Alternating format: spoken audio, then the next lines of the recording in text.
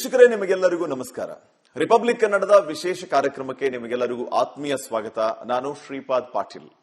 ವೀಕ್ಷಕರೇ, ತಮಗೆಲ್ಲರಿಗೂ ಗೊತ್ತಿದೆ, ಧರ್ಮಸ್ಥಳ ಕ್ಷೇತ್ರದ ವಿಚಾರಕ್ಕೆ ಸಂಬಂಧಪಟ್ಟಂತೆ ಸದ್ಯ ಕ್ಷಣ ಕ್ಷಣಕ್ಕೂ ಏನೆಲ್ಲ ಬೆಳವಣಿಗೆ ಆಗ್ತಾ ಇದೆ ಅಂತ ಹೇಳಿ. ಕಳೆದ ಸುಮಾರು ವರ್ಷಗಳಿಂದ ಈ ಧರ್ಮಸ್ಥಳ ದೇವಸ್ಥಾನ, ಧರ್ಮಸ್ಥಳ ಟ್ರಸ್ಟ್ ಟಾರ್ಗೆಟ್ ಆಗ್ತಾನೆ ಇದೆ ಕೆಲವರ ದೃಷ್ಟಿಯಲ್ಲಿ.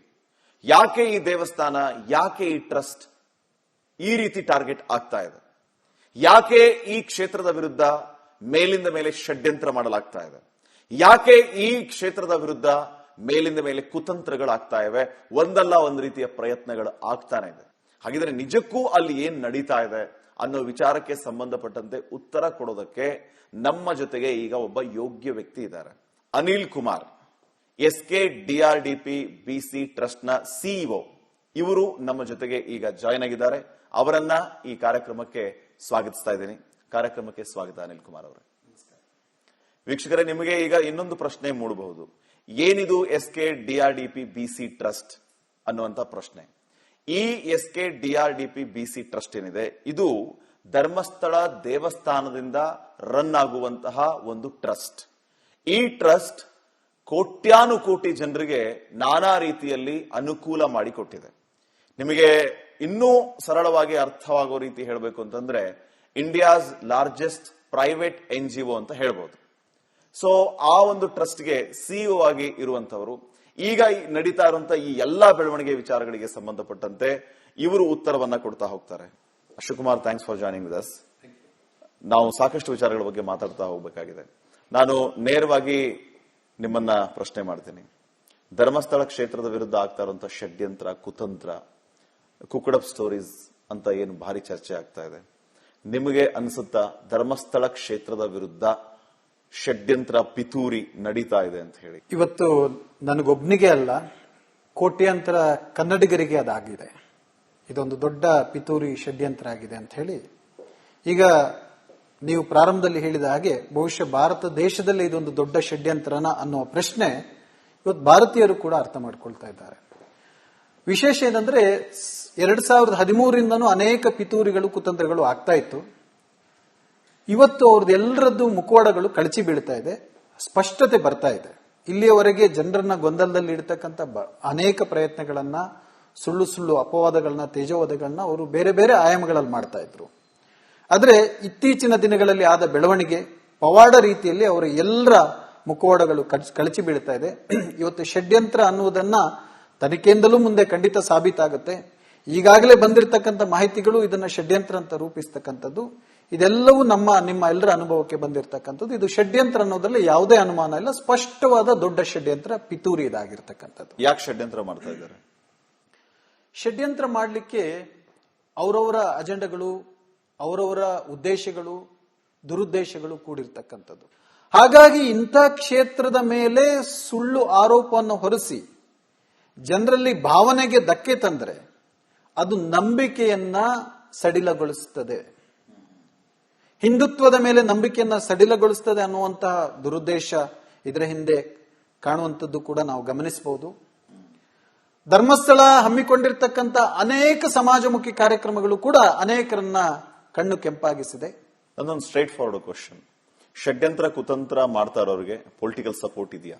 ಪೊಲಿಟಿಕಲ್ ಸಪೋರ್ಟ್ನ ಬಗ್ಗೆ ನಾನು ಖಂಡಿತ ಹೇಳಲ್ಲ. ಆದರೆ ಒಂದು ಸ್ಪಷ್ಟತೆಯನ್ನು ಕೊಡ್ತೇನೆ. ಈ ಷಡ್ಯಂತ್ರ ಮಾಡುವವರ ಹಿಂದೆ ದೊಡ್ಡ ಶಕ್ತಿ ಇದೆ. ಪೊಲಿಟಿಕಲ್ ವಿಚಾರದಲ್ಲಿ ಬಂದ್ರೆ ಧರ್ಮಸ್ಥಳವು ಎಲ್ಲಾ ಪೊಲಿಟಿಕಲ್ ಪಾರ್ಟಿಯನ್ನ ಗೌರವಿಸ್ತಾರೆ. ಹಾಗೆ ಎಲ್ಲಾ ಪೊಲಿಟಿಕಲ್ ಪಾರ್ಟಿಯವರು ಕೂಡ ಧರ್ಮಸ್ಥಳವನ್ನು ಗೌರವಿಸ್ತಾರೆ, ಧರ್ಮಸ್ಥಳದ ಕೆಲಸವನ್ನು ಮೆಚ್ಚಿಕೊಂಡಿದ್ದಾರೆ. ಇವತ್ತು ಯಾವುದೇ ಒಂದು ರಾಜಕೀಯ ಪಕ್ಷದೊಂದಿಗೆ ಧರ್ಮಸ್ಥಳ ಗುರುತಿಸಿಕೊಂಡಿರ್ತಕ್ಕಂಥದ್ದು ಅಲ್ಲ. ಎಲ್ಲರೂ ಒಳ್ಳೆಯ ಬಾಂಧವ್ಯವನ್ನು ಹೊಂದಿರ್ತಾರೆ. ವ್ಯಕ್ತಿಗತವಾಗಿ ಕೆಲವೊಂದು ಅಭಿಪ್ರಾಯಗಳು, ಭಿನ್ನಾಭಿಪ್ರಾಯಗಳು ಇರ್ಬೋದು, ಅದು ಬೇರೆ ವಿಷಯ. ಆದ್ರೆ ಇಲ್ಲಿ ಸ್ಪಷ್ಟವಾಗಿ ಇರ್ತಕ್ಕಂಥದ್ದು ಈ ಒಂದು ಷಡ್ಯಂತ್ರ. ಇವತ್ತು ಯಾವುದೇ ಒಂದು ಘಟನೆ ನಡೆಯದೆ ಒಂದು ಸುಳ್ಳನ್ನ, ಅದು ಅತ್ಯಂತ ಹಾಸ್ಯಾಸ್ಪದವಾದ ಸುಳ್ಳನ್ನ ರಾಜ್ಯ ಮಟ್ಟದಿಂದ ರಾಷ್ಟ್ರ ಮಟ್ಟಕ್ಕೆ, ರಾಷ್ಟ್ರ ಮಟ್ಟದಿಂದ ವಿದೇಶದವರೆಗೆ ಕೊಂಡೊಯ್ತಾರಂದ್ರೆ ಇದರ ಹಿಂದೆ ಎಷ್ಟು ದೊಡ್ಡ ಶಕ್ತಿ ಇರಬಹುದು? ಯಾವುದು ಆ ಸುಳ್ಳು?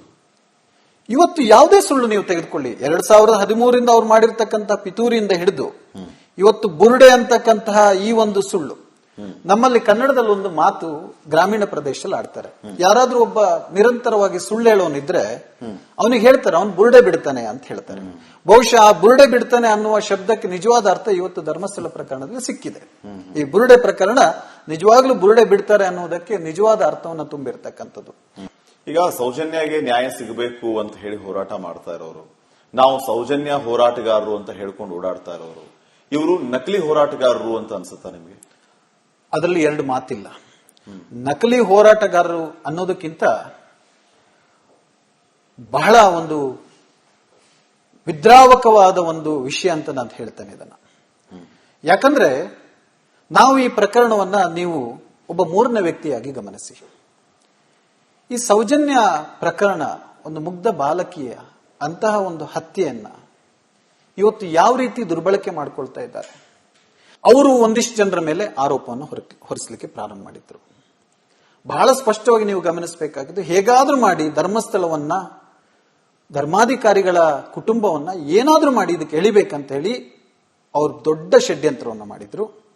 ಕುಟುಂಬದ ಅಲ್ಲಿರ್ತಕ್ಕಂಥ ಒಬ್ಬ ವ್ಯಕ್ತಿ ಹೆಸರನ್ನು ಹೇಳಿದ್ರು.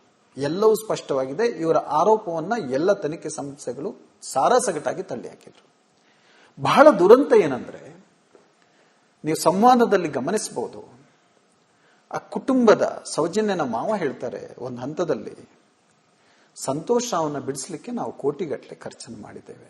ಒಂದು ವೇಳೆ ಒಂದು ಪ್ರಕರಣಕ್ಕೆ ನ್ಯಾಯ ಸಿಗ್ಬೇಕಂದ್ರೆ, ಆ ಪ್ರಕರಣದಲ್ಲಿ ಒಂದಿಷ್ಟು ಅಂಶಗಳು ಬೆಳಕಿಗೆ ಬಂತಂದ್ರೆ, ನಂತರ ಆ ವ್ಯಕ್ತಿಯ ಮೇಲೆ ಆಳವಾದ ತನಿಖೆ ಮಾಡ್ಬೇಕಂತೇಳಿ ನಿಜವಾದ ಹೋರಾಟಗಾರರು ಒತ್ತಾಯ ಮಾಡಬೇಕು.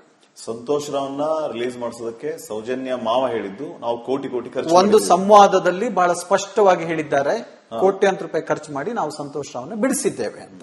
ನೋಡಿ, ನಾನಿಲ್ಲಿ ಬಹಳ ಸ್ಪಷ್ಟವಾಗಿ ಹೇಳ್ತೇನೆ. ಅವ್ರಿಗೆ ಇಲ್ಲಿಗೆ ನಾನು ಸ್ಟಾಪ್ ಮಾಡ್ತೀನಿ. ಈಗ ನೀವು ಹೇಳ್ತಾ ಇದ್ದೀರಿ ಸಂತೋಷ್ ರಾವ್ನ ಆಚೆ ತಗೊಂಡ್ಬರೋದಕ್ಕೆ ನಾವು ಕೋಟಿ ಖರ್ಚು ಮಾಡಿದೀವಿ ಅಂತ ಹೇಳ್ತಾ ಇರೋದು ಬೇರೆ ಯಾರಲ್ಲೂ ಸೌಜನ್ಯ ಮಾವ. ಎಸ್, ಕೋಟಿ ದುಡ್ಡು ಎಲ್ಲಿಂದ ಬಂತು? Number 1 question. ಸಂತೋಷ್ ರಾವ್ನ ಆಚೆ ತಗೊಂಡ್ಬರೋದ್ರಿಂದ ಸೌಜನ್ಯ ಕುಟುಂಬದವರಿಗೆ ಆಗುವಂತ ಲಾಭ ಏನು? ಬಹುಶಃ ಆ ಒಂದು ಸಂತೋಷ್ ರಾವ್ ಆಚೆ ಬಂದ ನಂತರ ಈ ತೇಜೋವಧೆಗಳು, ಈ ಟ್ವಿಸ್ಟ್ಗಳು, ಈ ಅಪವಾದಗಳು ಎಲ್ಲ ಕಡೆ ಹಬ್ಬಲಿಕ್ಕೆ ಶುರುವಾಯಿತು. ಯಾಕಂದ್ರೆ ಸಂತೋಷ್ ರಾವ್ ಅಪರಾಧಿ ಅಲ್ಲ ಅನ್ನೋದು ಕೋರ್ಟಿಂದ ರಿಲೀಸ್ ಆದ ಮೇಲೆ ನ್ಯಾಯದ ತೀರ್ಪನ್ನು ನಾವು ಗೌರವಿಸ್ತೇವೆ. ಅವರೇ ಹೇಳಿರ್ತಕ್ಕಂಥದ್ದು, ನಾವು ಹೇಳಿದ್ದಲ್ಲ. ಅವರೇ ಒಂದು ಸಂವಾದದಲ್ಲಿ ಹೇಳಿರ್ತಕ್ಕಂಥದ್ದು ನಾನು ಹೇಳ್ತಕ್ಕಂಥದ್ದು. ಅವನಲ್ಲ ಅಂದ್ರೆ ಬಹಳ ಸ್ಪಷ್ಟವಾಗಿ ಕ್ವಶನ್ ಮಾಡ್ಲಿಕ್ಕಾಯ್ತು, ಕ್ವಶನ್ ಅನ್ನ ಜನರಲ್ಲಿ ಗೊಂದಲ ಮೂಡಿಸ್ಲಿಕ್ಕಾಯ್ತು. ಇನ್ಯಾರು ಅಪರಾಧಿ?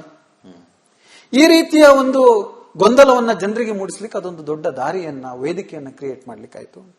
ಆ ರಿಲೀಸ್ ಆದ ನಂತರ ನೀವು ಹೇಳಿದ್ರಿ ಎಷ್ಟೆಷ್ಟು ಬೀದಿ ಹೋರಾಟಗಳು, ಎಷ್ಟೆಷ್ಟು ಪ್ರಯತ್ನಗಳು, ಯಾರ್ಯಾರೆಲ್ಲ ಅದರ ಜೊತೆ ಅವರ ಉದ್ದೇಶ ಸಾಕಾರ ಆಯಿತು.